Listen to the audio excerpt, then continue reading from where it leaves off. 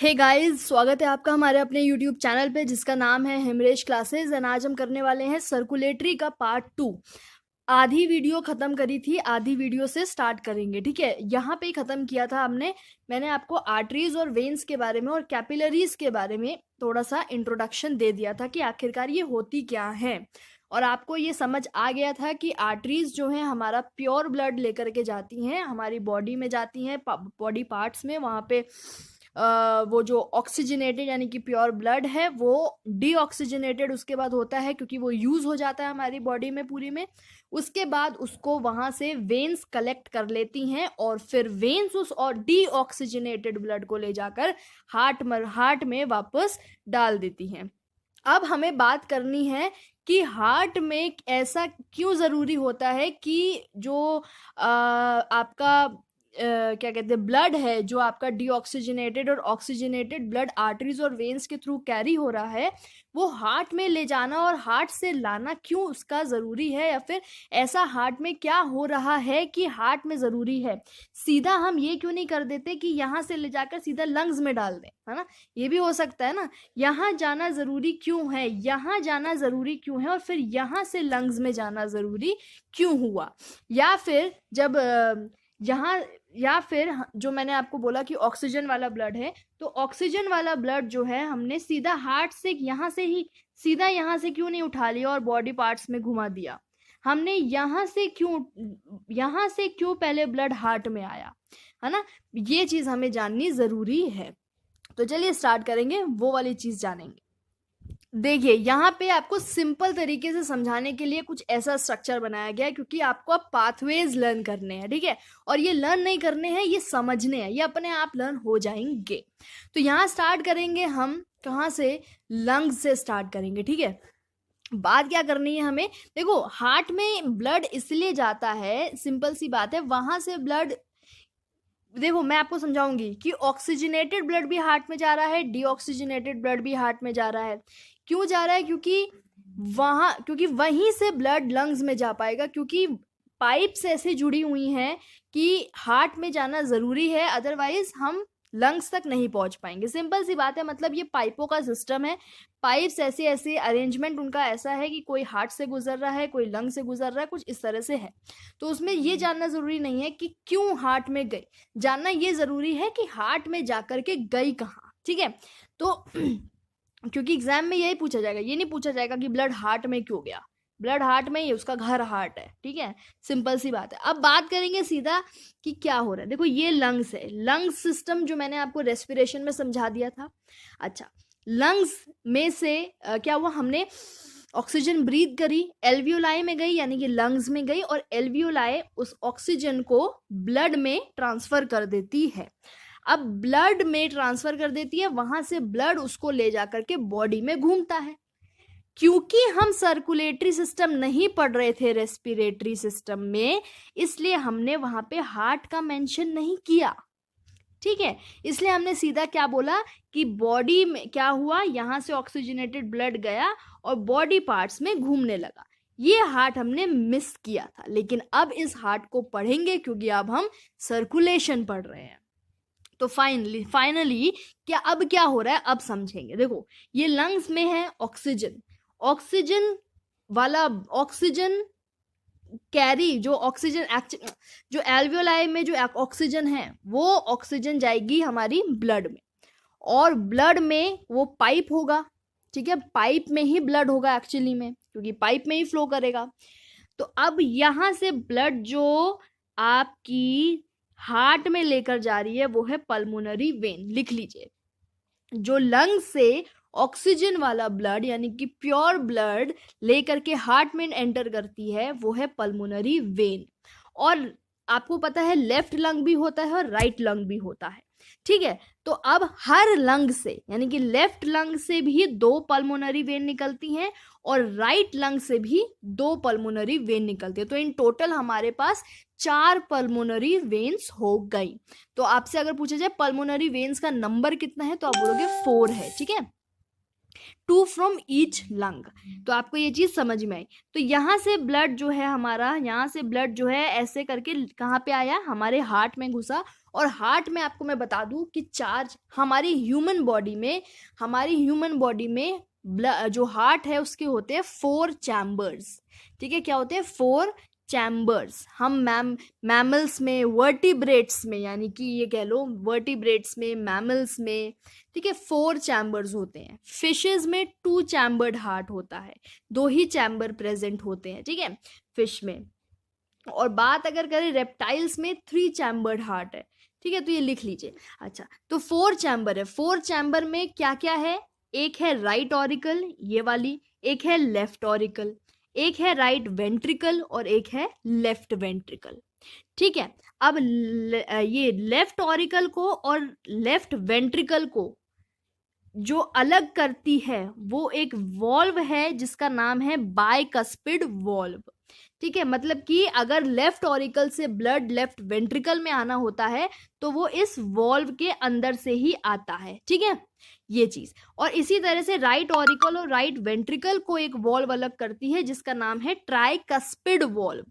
ठीक है, तो अगर राइट ऑरिकल से राइट वेंट्रिकल के अंदर ब्लड आता है तो वो इसी वॉल्व के थ्रू आता है। अगर ये क्लोज हो गई तो ब्लड फिर पास नहीं होगा। ठीक, तो ये चीज हमने देख ली। अच्छा, अब हम मेन देखेंगे अपना कैसे हो रहा है। लंग्स में से ब्लड आया, पल्मोनरी वेन लेकर आई और लेफ्ट ऑरिकल में एंटर करी। लेफ्ट ऑरिकल में जब ये एंटर करती है वहां से ये लेफ्ट ऑरिकल से सीधा लेफ्ट वेंट्रिकल में जाती है। ठीक है, लेफ्ट वेंट्रिकल में गई। लेफ्ट वेंट्रिकल से अराइज होती है एओर्टा। अब देखो यहां से रेड कलर का जो डॉट डॉट डॉट बनाया हुआ है ऐसे जाकर के ये एओर्टा है। ठीक है, ये एओर्टा है आपकी, इस तरह से। ठीक है, ये एओर्टा है। तो इसमें से लेफ्ट वेंट्रिकल में से उसके बाद ये एओर्टा में ब्लड चला गया। एओर्टा से ब्लड जब जाता है तो भाई अब 2 डायरेक्शन में जाता है ये। कहाँ पे? देखो हार्ट के ऊपर भी कुछ है आपकी बॉडी पार्ट, जैसे हेड हो गया, आर्म्स हो गए आपके, आपका फेस हो गया, है ना। हार्ट के ऊपर भी है और हार्ट के नीचे क्या क्या है? लेग्स हो गए आपके, और किडनी और वगैरह वगैरह चीजें हार्ट के नीचे हैं। तो 2 डायरेक्शन में एओर्टा इस प्योर ब्लड को लेकर जाती है, एक अप जाती है और एक डाउन में जाती है। ठीक, अप में जाती है, यहाँ पे जाती है हेड और आर्म्स में। ठीक, और यहां से जब नीचे जाती है तो लोअर बॉडी में जाती है, लोअर बॉडी जो भी आपकी लेग्स हो गए वगैरह वगैरह। ठीक है, यहां पर गई, 2 डायरेक्शन में गई। अब यहाँ पे यूज हो गई पूरी ऑक्सीजन, यहाँ यूज हो गई, यहाँ पे यूज हो गई ऑक्सीजन, और वो ऑक्सीजन अब CO2 में चेंज हुई, यानी कि अब डीऑक्सीजनेटेड ब्लड ये वेन्स कैरी ये आर्टरीज कैरी कर रही हैं। तो आप इस चीज को समझो कि जब यहाँ पे थी तो वेन लेकर के आई थी प्योर ब्लड, और अब जो प्योर ब्लड पूरी बॉडी में घूम रहा है वो आर्टरीज के थ्रू घूम रहा है। जो मैंने आपको बताया कि एक्सेप्शन है, प्योर ब्लड का एक्सेप्शन है ये पल्मोनरी वेन, यानी कि पल्मोनरी वेन एक ऐसा एक्सेप्शन है जो प्योर ब्लड लेकर जाता है लंग्स से हार्ट की तरफ, वरना पूरी बॉडी में प्योर ब्लड को आर्टरीज ही घुमाती हैं। ठीक है, तो ये चीज आपने समझी। अब यहाँ यूज हो गई ऑक्सीजन और डीऑक्सीजनेटेड ब्लड हो गया। अब इन्हीं जो बॉडी पार्ट्स हैं इनमें कैपिलरीज भी प्रेजेंट होगी, और उन कैपिलरीज के थ्रू जो हमारा डीऑक्सीजनेटेड अब ब्लड हो गया है वो वेन्स में एंटर कर जाएगा। ठीक, अच्छा, ये हो गया। अब वेन्स का देखते हैं। देखो लोअर बॉडी से वेन्स अराइज हुई। अच्छा, एक होती है यहाँ पे ये जो चली है ये है इंफीरियर वेना कावा।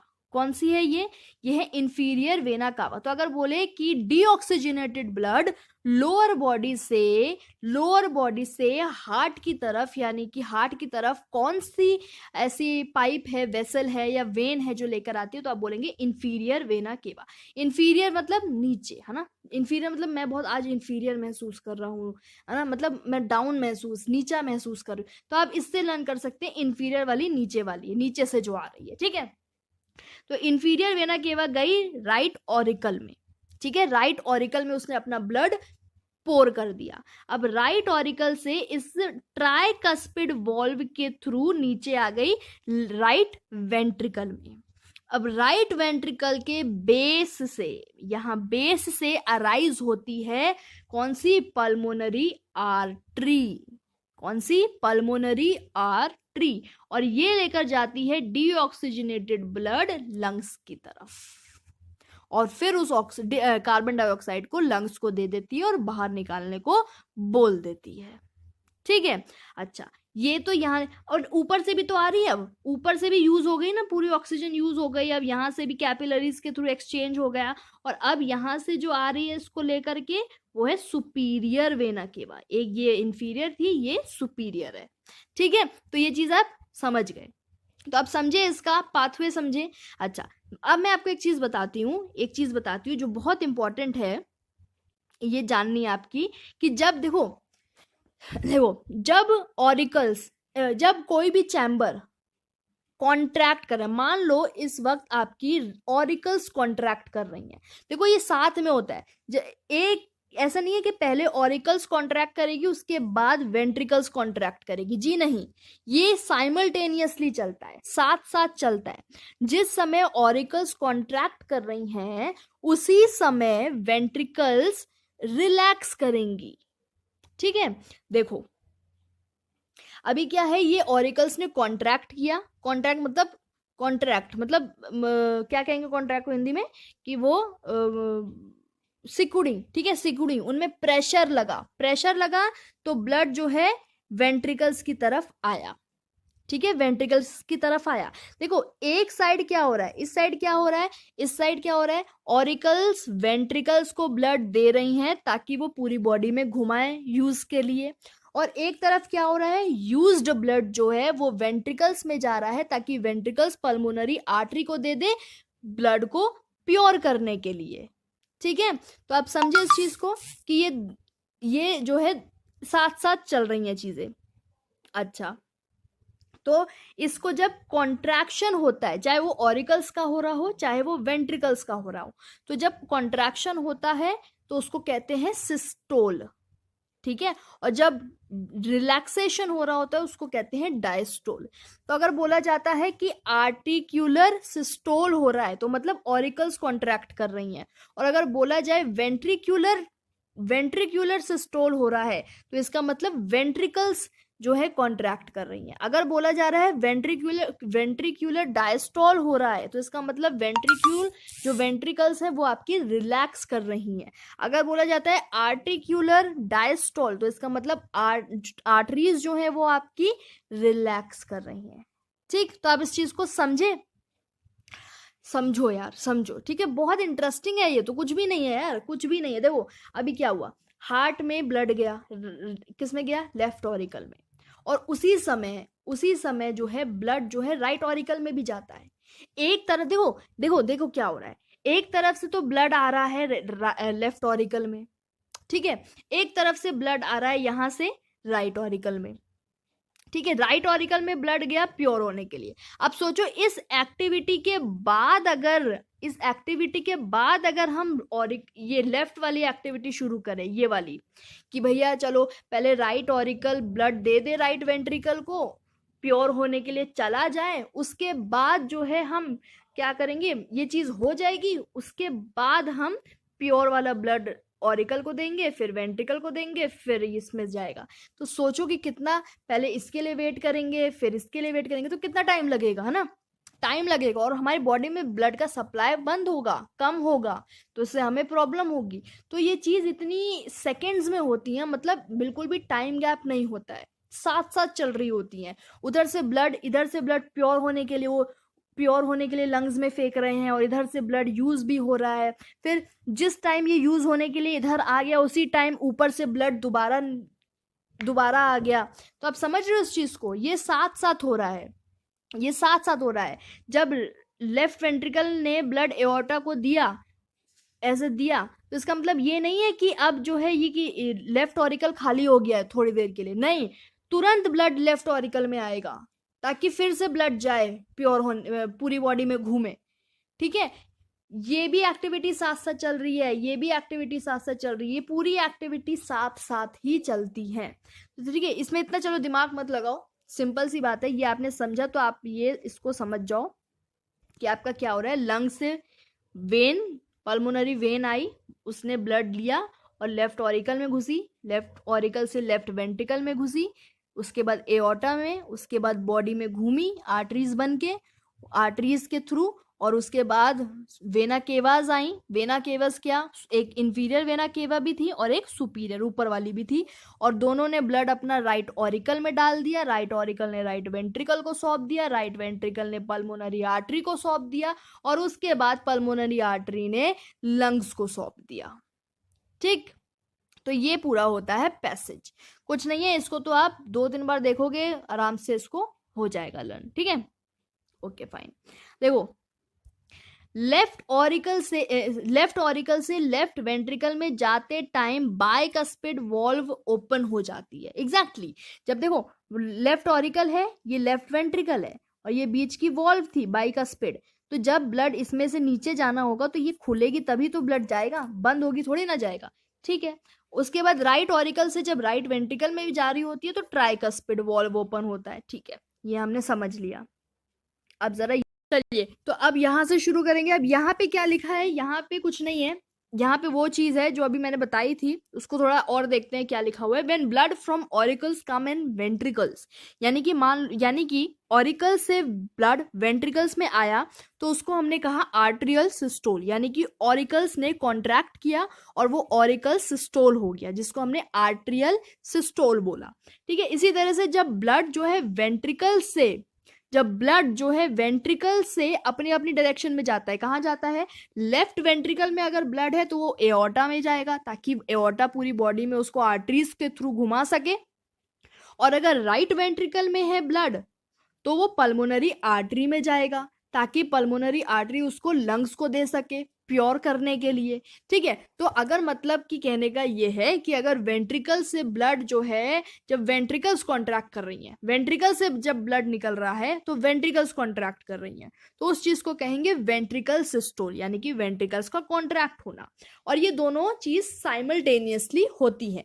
जिस टाइम ऑरिकल्स कॉन्ट्रैक्ट कर रही हैं, ठीक है, जिस टाइम ऑरिकल्स कॉन्ट्रैक्ट कर रही हैं उसी टाइम देखो सेम चीज, ऑरिकल्स कॉन्ट्रैक्ट, जिस टाइम ऑरिकल्स कॉन्ट्रैक्ट कर रही हैं, दबाया और प्रेशर लगा, ब्लड नीचे गया, ठीक है, उस टाइम तो वेंट्रिकल्स रिलैक्स हो रही, क्योंकि इस टाइम ये आर्टेरियल सिस्टोल हुआ तो वेंट्रिकल्स का डायस्टोल होगा। ठीक है, और जिस टाइम वेंट्रिकल का सिस्टोल होगा उस समय आर्टिकल्स जो आर्टरीज हैं उनका डायस्टोल होगा। ठीक है, आप खुद देखो ना ये चीज कि जिस समय ब्लड राइट ऑरिकल से या फिर लेफ्ट ऑरिकल से वेंट्रिकल्स की तरफ जा रहा है, उस समय क्या हो रहा है, आर्टरीज कॉन्ट्रैक्ट कर रही हैं, तो उस समय तो वेंट्रिकल्स कॉन्ट्रैक्ट नहीं कर सकती ना, उस समय वेंट्रिकल्स जो है रिलैक्स की पोजीशन में होती हैं। ठीक है ना, और क्योंकि देखो उस समय क्या होता है, ये मान लो लेफ्ट ऑरिकल है, ये लेफ्ट वेंट्रिकल है, और सेम तरीके से राइट और राइट का बना लेना, और ये वॉल्व है जिसमें से ब्लड पास होगा, तो जिस टाइम लेफ्ट ऑरिकल ने कॉन्ट्रैक्ट किया उस समय तो ये रिलैक्स पोजीशन में है ना, उस समय तो ये रिलैक्स पोजीशन में है, क्योंकि ब्लड आ रहा है अभी, ये रिलैक्स है। जैसे ही ब्लड इसके अंदर आता है उसके बाद ये रिलैक्स हो जाती हैं और ये कॉन्ट्रैक्ट करती हैं। ठीक है, ये चीज है। तो अब जब ये इन्होंने जो आपकी ऑरिकल्स है उन्होंने जब कॉन्ट्रैक्ट किया तो उस समय ट्राइकस्पिड और बाइकस्पिड जो वॉल्व हैं जिनके थ्रू ब्लड पास हुआ है वो तो खुली रहेंगी, तभी ब्लड नीचे आएगा। ठीक है, एंड सेमी ल्यूनर जो वॉल्व है वो क्लोज रहेगी। सेमी ल्यूनर वॉल्व का क्या होती है, देखो सेमी ल्यूनर वॉल्व वहां प्रेजेंट होती है और वो उस चीज को गार्ड करती है, किस चीज को, जब वेंट्रिकल्स है ना, वेंट्रिकल्स को क्या करना होता है, जो ब्लड है वो एओर्टा में देना होता है, लेफ्ट वेंट्रिकल्स को, राइट वेंट्रिकल्स को पल्मोनरी आर्टरी में। तो उस जगह जहां पे ये लेफ्ट वेंट्रिकल से ब्लड अपनी अपनी लेफ्ट वेंट्रिकल और राइट वेंट्रिकल से ब्लड अपनी अपनी आर्टरीज में जाएगा, एओर्टा और पल्मोनरी आर्टरी में, तो उस पोजीशन पे वहां पे बीच में वॉल्व प्रेजेंट होती है जिसको सेमील्यूनर वॉल्व कहते हैं।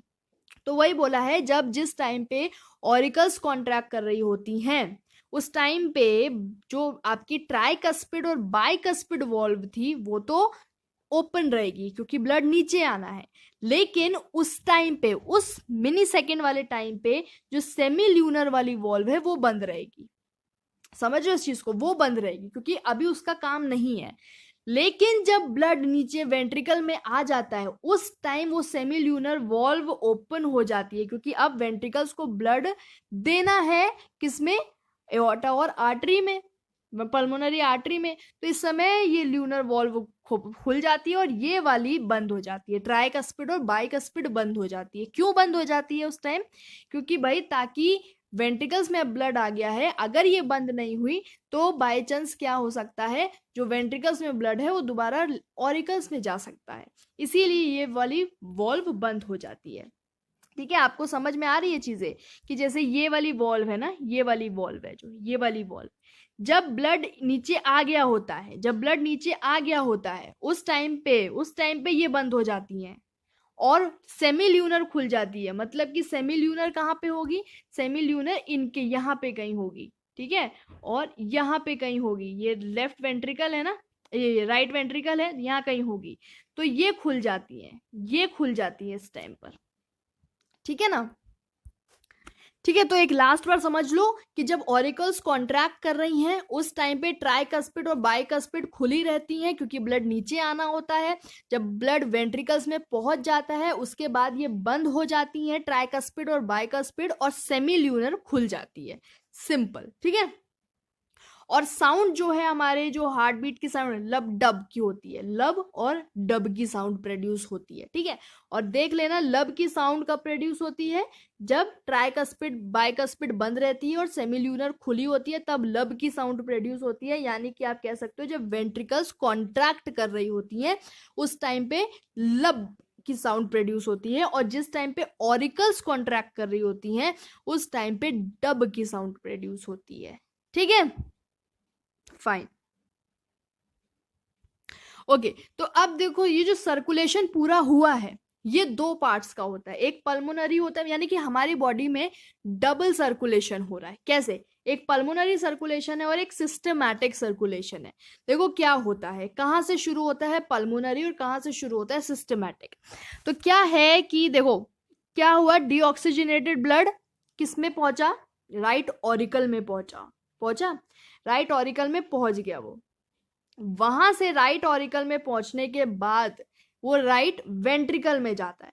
तो राइट वेंट्रिकल से तो शुरू होता है ये पल्मोनरी, राइट वेंट्रिकल से शुरू हुआ और पल्मोनरी आर्टरी में गया, फिर लंग्स में, लंग्स के बाद प्योर हो जाता है ब्लड और फिर पल्मोनरी वेन में जाता है और फिर लेफ्ट ऑरिकल में जाता है, ठीक है।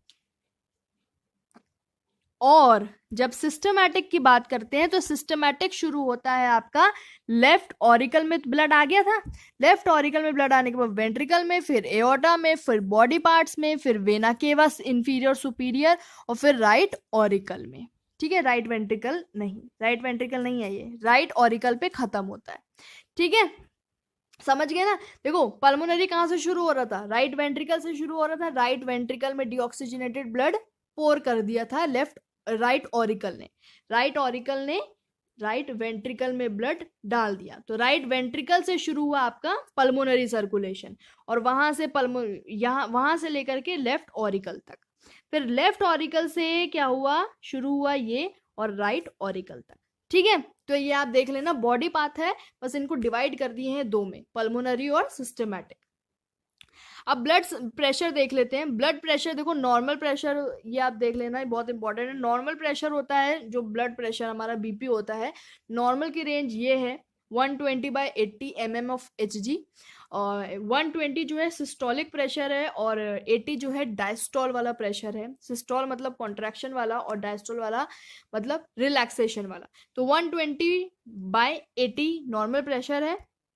और हाई ब्लड प्रेशर जब हो जाता है, मतलब मैं कभी कभी क्या होता है, हाई ब्लड प्रेशर थोड़ा हाई होता है, कुछ में बहुत हाई होता है तो एकदम से डेथ हो जाती है, पता है। और कुछ में थोड़ा हाई होता है तो उनको थोड़ा एकदम से थोड़ा सा बेहोश टाइप हो जाते हैं, पसीने आ जाते हैं और गिर जाते हैं, फिर उनको तुरंत होश भी आ जाता है। तो उसमें भी हाई ब्लड प्रेशर का रोल है, ठीक है। तो हाई ब्लड प्रेशर कितना है, ग्रेटर देन, जब ब्लड प्रेशर 140 और डिवाइडेड बाय 90 से बढ़ जाता है, इससे भी ऊपर चला जाता है तो हाई ब्लड प्रेशर हो जाता है, अच्छा, जो आपकी कार्डियक साइकिल है, यानी कि कार्डियक साइकिल कौन सी साइकिल, वही जो साइकिल पूरी हमने अभी पढ़ी हार्ट की, यहाँ से यहाँ गया, यहाँ से आ गया, इसको रिकॉर्ड कौन करता है, इलेक्ट्रोकार्डियोग्राम। एक मशीन होती है ईसीजी, जो आपने देखी है ना हॉस्पिटल्स में से, कंप्यूटर में ऐसे ऐसे ऐसे ऐसे ऐसे ऐसे चलती है, ये ईसीजी मशीन है जो आपकी हार्ट कार्डियक साइकिल को रिकॉर्ड करती है, उसमें कितनी रेट है, क्या ब्रीदिंग कितना हो रहा है, कितना गिर रहा है, तो ये सारी चीजें इलेक्ट्रोकार्डियोग्राम करती है, ठीक है। अच्छा, एक चीज और, जो कार्डियक साइकिल है वो पर मिनट 72 टाइम्स, एक मतलब 1 मिनट में 72 टाइम्स वो हो, उसका चक्कर हो लेता है, ठीक है। 1 मिनट में 72 टाइम्स हो जाती है कार्डियक साइकिल, 1 मिनट में 72 टाइम्स चक्कर लगा लेती है, मतलब यहाँ से यहाँ गई, यहाँ से यहाँ गई, यहाँ से 1 मिनट में 72 टाइम्स, ठीक है। नोट डाउन कर लेना। अब देख लेते हैं डिजीज को कुछ। देखो एक होती, ये आप खुद भी कर सकते हो, कोरोनरी आर्टरी डिजीज है ये, इसको हम कहते हैं आर्थरोस्क्लेरोसिस भी कहते हैं, ये हमारे ब्लड सप्लाई को इफेक्ट करता है। एक होता है अजाइना, अजाइना पेक्टोरिस जिसको कहते हैं, इसमें हमें सीवियर चेस्ट पेन होता है क्योंकि ऑक्सीजन की कमी हो जाती है। एक हार्ट फेलियर होता है जो कि हार्ट अटैक से अलग है। हार्ट फेलियर में heart fails to pump enough blood to meet the requirement of body, यानी कि सिंपल सी बात है, हार्ट हमारा इतना ब्लड पंप नहीं कर पाता है जितने की हमारी बॉडी को ज़रूरत है। लंग्स कंजेशन इसमें एक सिम्टम है, ठीक है। उसके बाद हार्ट अटैक है जिसको हम कार्डियक अरेस्ट कहते हैं, इसमें सडन डैमेज हो जाता है हार्ट मसल का, हार्ट एकदम से बीट करना बंद कर देता है, धक धक धक धक करना बंद कर देता है। एक होता है आपका कोरोनरी थ्रोम्बोसिस, इसमें क्या होता है, condition when there is a clot formation in the coronary artery, मतलब कि वहां क्या होता है कि कोरोनरी आर्टरी में क्लॉट का फॉर्मेशन हो जाता है। अब वहां अगर क्लॉट का फॉर्मेशन हो गया, वहां अगर ब्लड नहीं बहा तो दिक्कत हो जाएगी ना। अब देखो हमारे को चोट लगी, ब्लड बह रहा है, उसको बंद करना जरूरी है, वहां पे क्लॉटिंग अच्छी है, पर अगर आर्टरी में ही क्लॉट का फॉर्मेशन हो जाएगा तब कैसे बात बनेगी। तो एक ये कंडीशन है, तो इसीलिए कोरोनरी थ्रोम्बोसिस इसको बोलते हैं, ठीक है। अभी लिम्फेटिक सिस्टम बचा है जो कि आपको समझाना बाकी है, ठीक है। ओके, तो यहाँ पे ये चीजें खत्म हुई। आई होप ये चीजें आपको यहाँ तक समझ आई होंगी, ठीक है, ठीक है, फाइन। अब करेंगे हम लिम्फेटिक सिस्टम। चलिए, लेकिन इसको स्टार्ट करने से पहले मैं आपको ये बोलूंगी, वीडियो समझ आ रही है, पसंद आ रही है, फायदा दे रही है, तो आपको लाइक्स एंड कमेंट्स करने ही करने हैं। इतना तो कर सकते हो यार, इतना करने में क्या आ जाता है, पता नहीं, तो मोटिवेशन बिल्कुल नहीं देते कुछ बच्चे हैं बस। चलो कोई नहीं। लिम्फेटिक सिस्टम, सबसे पहली बात, ये क्लोज्ड सिस्टम नहीं है, एक ओपन सिस्टम है। क्लोज्ड सिस्टम हमारा सर्कुलेटरी वाला था। सर्कुलेटरी में क्या हो रहा था, सर्कुलेटरी में पाइप्स के थ्रू इधर से इधर गया, इधर से इधर गया, मतलब एक साइकिल टाइप थी जिसको हमने क्लोज्ड सिस्टम बोला। और क्या था, डायरेक्शन यूनी नहीं था, पहले इस डायरेक्शन ऊपर से नीचे, नीचे से ऊपर, फिर ब्लड में, फिर हार्ट में, फिर हार्ट से लंग्स में, नहीं, फिर लंग्स से फिर वापस इधर अपने वेन में, है ना, वो यूनिडायरेक्शनल भी नहीं था। लेकिन जो लिम्फेटिक सिस्टम अपना होता है वो ओपन सिस्टम है और यूनिडायरेक्शनल है।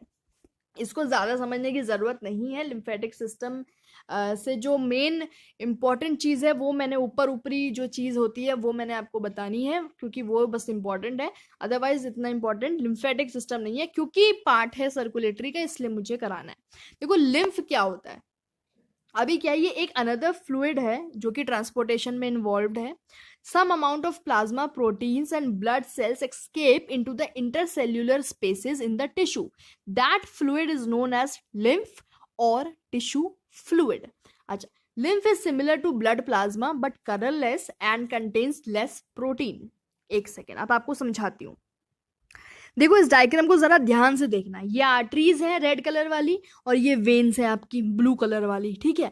अभी क्या है, ये जो आपकी रेड वाली चीज है, जो रेड वाली चीज है वो थोड़ी सी यहाँ ब्लू हो गई है, ठीक है। ये रेड वाली चीज, जो जितना रेड पोर्शन है, ये कैपिलरीज है, ठीक है। ये कैपिलरीज है आपकी जो ऑर्गन में प्रेजेंट होती है, जिससे आप ब्लड को एक्सचेंज कर लेते हो, ठीक है। अभी क्या हो रहा है, जब ब्लड एक्सचेंज हो रहा है, ठीक है, जब ब्लड एक्सचेंज हो रहा है तो उस टाइम क्या होता है, कुछ प्लाज्मा प्रोटीन, ये सारी चीजें कुछ ना बाहर गिर जाती हैं, ठीक है, सिंपल सी बात है, कुछ बाहर गिर जाती है, इंटरस्टिशियल स्पेसेस में गिर जाती हैं, यानी कि कुछ जैसे स्पेस मौजूद है ना, उसमें आपकी ये जो कुछ फ्लूइड है पोर्शन वो गिर जाता है, जिसको हम इंटरस्टिशियल फ्लूइड भी बोलते हैं।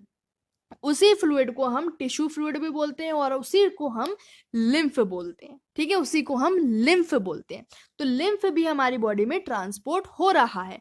कैसे हो रहा है, अब देखो, यहाँ गिर गया आपका, ठीक है, गिर गया, कुछ कुछ पोर्शन गिर गया आपकी ब्लड का, प्लाज्मा प्रोटीन वगैरह कुछ कुछ पोर्शन बाहर गिर गया। अभी क्या होता है, ये जो ग्रीन कलर की है, ये है आपकी, क्या है ये जो ये ग्रीन कलर की, यहाँ जो ये चीज है ग्रीन, एक सेकेंड, ये जो चीज है ग्रीन कलर की, ये है ना, ये चीज क्या है, लिम्फ कैपिलरी, यानी कि ये वो कैपिलरीज हैं जो लिम्फ को इकट्ठा करेंगी। जो रेड वाली कैपिलरीज है, ये क्या कर रही हैं, ये जो ब्लड को एक्सचेंज करा रही हैं, लेकिन जो ब्लड नीचे गिर गया है, स्पेसेस में गिर गया है, उस ब्लड को कौन कलेक्ट कर रहा है, ये ग्रीन वाली कैपिलरी, जिनको हम बोल रहे हैं लिम्फ कैपिलरी। ठीक है, अब ये जब कैपिलरी ये क्या करती हैं, लिम्फ को इकट्ठा कर लेती हैं और बढ़ती हैं लिम्फ वेसल की तरफ। लिम्फ वेसल क्या है भाई, वो पाइप्स जो लिम्फ को कैरी कर रहे हैं, है ना, जैसे आर्टरीज और वेन्स ब्लड को कैरी कर रहे हैं।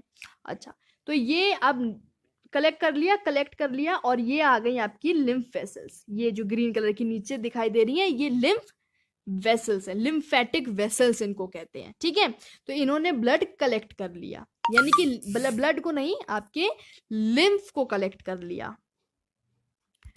ठीक है जी, तो यही चीज है ना, some amount of plasma proteins and blood cells कुछ एस्केप हो जाते हैं into the intercellular spaces में, जो स्पेस मौजूद है वहां पे, तो उस फ्लूइड को लिम्फ कहते हैं या टिश्यू फ्लूइड कहते हैं। अब वो जो लिम्फ है वो ब्लड प्लाज्मा से मिलता जुलता है, लेकिन वो कलर, ये जो लिम्फ है वो कलरलेस होता है, और प्रोटीन जो प्रोटीन है वो काफी कम, लेस प्रोटीन कंटेन करता है। अच्छा, मैं आपको बता दूं कि इसमें लिम्फ में आपको WBC देखने को मिलता है, RBC देखने को नहीं मिलता है। RBC वगैरह नहीं गिरते हैं, ये WBC होता है, इसीलिए ये कलरलेस आपको दिखाई देता है। ठीक है, लिम्फ में जो है आपका RBC मौजूद होता है।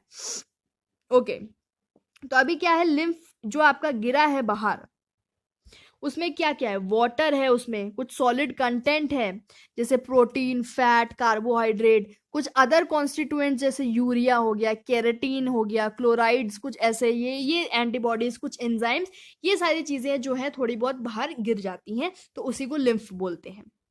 यहाँ डायग्राम जो मैंने बनाया है वो आपको यही समझाने के लिए बनाया हुआ है, सिंपल सी चीज है कि जैसे यहाँ पे एक्सचेंज हो रहा है ब्लड का, सिंपल एक्सचेंज हो रहा है ब्लड का, तो इस समय ब्लड बाहर गिर गया है कुछ, और यहाँ पे ये जो चीज है, ये कैपिलरीज है लिम्फ वाली, जिन्होंने ब्लड लिम्फ कलेक्ट कर लिया है, और ये वेसल्स हैं, यानी कि पाइप के थ्रू जो है अब लिम्फ जो है कहाँ पहुंचा, नोड्स में पहुंचा। कहाँ पहुंचा, लिम्फ नोड्स में। अच्छा, नोड्स में क्यों आता है लिम्फ, लिम्फ नोड्स में इसलिए आता है ताकि वो वहाँ पे फिल्टर कर सके, जो मतलब कुछ ऐसी चीजें हैं जो जरूरी नहीं है वो सब हटा सके, है ना, कुछ फिल्टर हो सके प्रोसेस। उसके बाद फिल्टर करने के बाद ये आगे वेन्स में जाता है, और जो लिम्फेटिक वेन्स होती हैं, लिम्फेटिक वेसल्स हैं, उनमें जाता है, और उसके बाद हार्ट में चला जाता है। उसके बाद हार्ट जाने, उसका काम जाने। ठीक है, मतलब कि ये क्या हुआ, सिंपल सी बात है, जो बाहर गिरा हुआ था उसको हार्ट में पहुंचाने का काम करता है लिम्फेटिक सिस्टम, क्योंकि भाई बाहर गिर गया है तो अब उसको कोई ना कोई तो करेगा ना, तो उसके लिए लिम्फेटिक सिस्टम आया है। ठीक है, फंक्शन क्या है लिम्फ के, जो गिरा हुआ है वो drains away excess tissue fluids, यानी कि उसमें जो भी गिरा हुआ है बाहर, उसमें जो एक्सेस में है, जिसकी जरूरत नहीं है, ऐसा जो फ्लूइड है उसको एक तो ड्रेन कर देता है। उसके बाद लिम्फ जो है returns protein to the blood from the tissue spaces, जो प्रोटीन गिर गया है, जो जरूरी प्रोटीन भी बाहर गिर गया है, उसको आराम से सुरक्षित हार्ट में पहुंचा देता है ना। जरूरी थोड़ी है सिर्फ वेस्ट गिराओ, प्रोटीन गिर जाता है, कुछ सॉलिड कंटेंट जो जरूरी है वो गिर जाते हैं, तो कुछ वेस्ट गिर जाता है, तो नोड्स, जो लिम्फ नोड्स है, ये वाली चीज, ये वही काम करते हैं कि जरूरी चीज को फिल्टर कर लेते हैं। ठीक है, फैट को जो है, जो इंटेस्टाइन में फैट है वो एब्जॉर्ब, जो है लिम्फ जो है अगर बाहर गिर गया फैट तो उसको एब्जॉर्ब कर लेता है। Lymph also removes bacteria from tissues, tissues में जो टिश्यू फ्लूइड में जो भी बैक्टीरिया है उसको भी रिमूव कर देता है। ठीक, यहाँ खत्म होता है, लिम्फ नोड है, फिल्टर करता है लिम्फ को, इट कंटेन्स लिम्फोसाइट्स। लिम्फ के अंदर, लिम्फ नोड्स के अंदर लिम्फोसाइट्स मौजूद है। लिम्फोसाइट्स जो है डब्ल्यूबीसी का एक पार्ट है। डब्ल्यूबीसी क्या करता है? फाइट करता है, एंटीबॉडीज बनाता है, ठीक है, फाइट करता है अगेंस्ट डिजीजेस। तो इसी तरह से लिम्फोसाइट्स, क्योंकि डब्ल्यूबीसी का पार्ट है तो वो भी यही काम करेगा, तो वो कुछ एंटीबॉडीज प्रोड्यूस करता है ताकि इन्फेक्शन से वो लड़ सके, ठीक है, ठीक है। तो इसीलिए लिम्फ नोड्स में आपका लिम्फ जाता है। तो आपको यहाँ तक चीजें कंप्लीट हो गई पूरी A to Z। कुछ नहीं है, बहुत इंटरेस्टिंग चैप्टर था, आई होप आपको समझ आया होगा।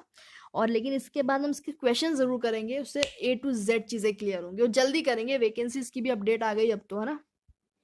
चलो, thank you so much, like जरूर करना।